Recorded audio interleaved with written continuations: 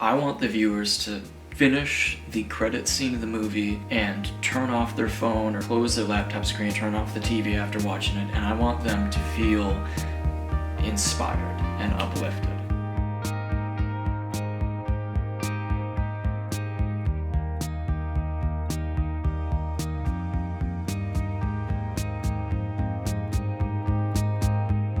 So I'm Kyle Schlueter, Specialist Kyle Schlueter. I was with the 2-1 Cav in the 4th Brigade, 2nd Infantry Division, Stryker Brigade combat team. We went to Iraq in 2009-2010. That was my deployment. And we were known as the last combat brigade out of Iraq. I was in Aero Troop, 3rd Platoon. Well, a lot of veterans struggle with going through their day-to-day life after getting back into civilian life. I struggled myself. Places like Veterans Services and the VA can help. I know a lot of veterans that they dread having to even go there. Veterans Services actually paid my security deposit on my apartment when I was moving into a new place. And I didn't know that. It was like a $500 grant for any veteran in Wisconsin. So just reaching out and discovering what different types of support services there are out there is very important for veterans, especially with the uprising numbers that we have for homeless veterans. They suffer psych disorders and just struggle with coping. And a lot of them turn to drugs and alcohol, where we'd rather have them turn to actual support from these services that could definitely help them. When I fell out, I was struggling with alcohol. I had a drinking problem. Luckily, I was able to come out of it, whereas there's not a lot of people that can. It's definitely a hard thing to understand what we come back from and what we come back with. I didn't come back from Iraq the same person. I didn't come back from the Army the same person as how people knew me back from when I was a kid.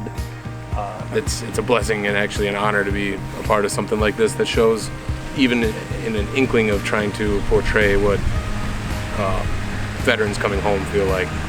It's definitely like actually coming from a place of deep depression. Taking time to deal with the emotions that you're feeling, doing stuff for you. I personally love riding my motorcycle, and that has, the freedom of that and just riding. And I kind of looked at it as the broader spectrum as well. It's just mental health awareness across the board. I think a lot of times we focus on trying to heal or fix broken men, coming back from war, broken people. But the cool thing about this project is it kind of shows that other side of, trying to raise young men up before they get broken. So I have volunteered a lot with Big Brothers programs and things like that, as well as youth coaching.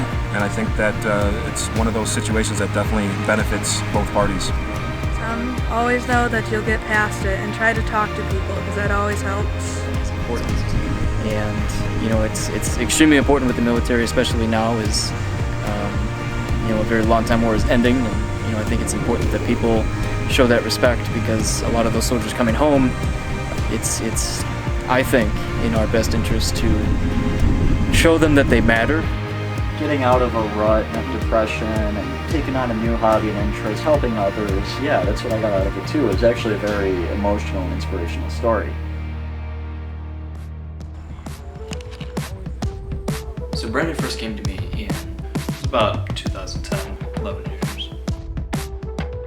And had this story idea, this really cool story idea. And it was kind of like, oh yeah, sounds cool.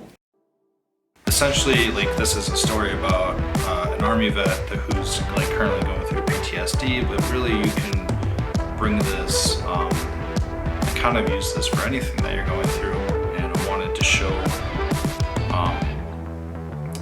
the main character helping this child get through what he needs to get through, and it kind of turned into a redemption story.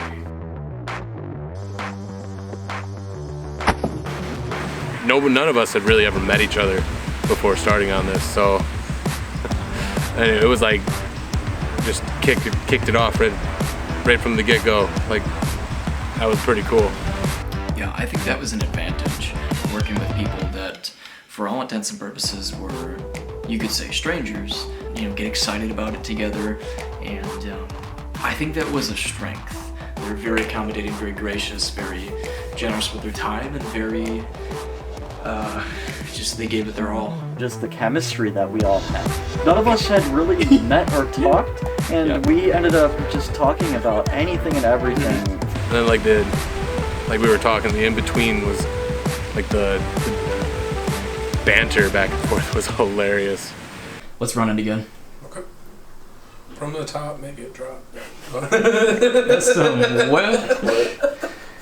I'm done here. I can't move. Hold on a sec. Or is that the girl laying there asking for a towel? I think that's what that is.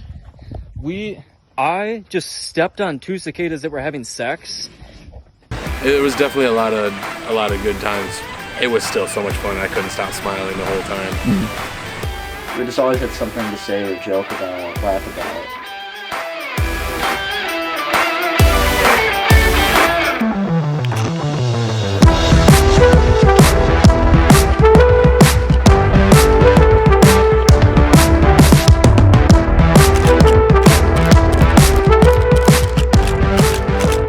I kind of just took it back to being a little kid. You know, I'm the baby of my family, so a lot of my siblings are a little bit older, so I didn't always get a chance to, you know, have somebody to play with. So working out scenarios with my G.I. Joe guys, and I had some epic battles with my toys. So just the idea of getting into character and whatnot, I've done it 100 times in the backyard growing up. It's just the first time recording it. So yeah, free food was definitely a good part of this. And like, you know, we're both sitting there like with our cameras right up next to the grill, like on opposite ends. My dad's just sitting there. I've never seen a burger like that close up before. Yeah. And it was pretty mesmerizing. The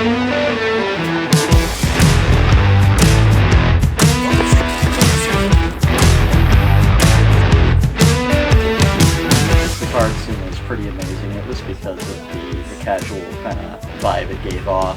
We did some of those over-the-shoulder shots. Yeah. And it just gave a really good kind of angle of approach. Whenever I record something now, I like to add motion. I like to add zooms. I like to add in weird third-party objects just to make it look more surreal.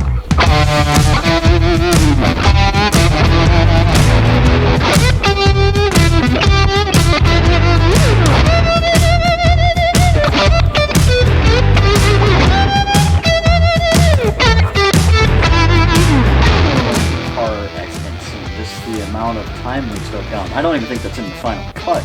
We spent a lot of time trying to basically dress up with the fake blood, and we tried to drive at a certain speed to make it look realistic, like we're going to make an accident scene. You know, making it implied that there was a crash scene. But that was a lot of fun because we spent so much time.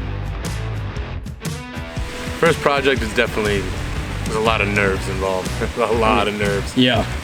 Making sure that your pitch was right, or, you know, facial expressions, all of that was that good? Should I do it again? Kind of going through it is easier once you get there than leading up to it. I think it's more so the nervousness in the head before doing it versus actually once you get into the action. Bet on yourself. It's one of those things where I think that far too often we listen to what society tells us we can and can't do, and the biggest thing is just to start. You learn something, and then you take the next step, and then the next one after that. If you have a main idea, start off small, right? Like have a little outline, like where you want the story to go. What I liked most about this and what I want people to see is that anybody, if they want to, can get into these little fun projects and just be themselves and pursue anything that they want.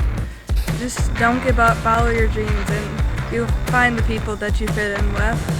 The best thing you can do for yourself is just jump in and see how far you can jump.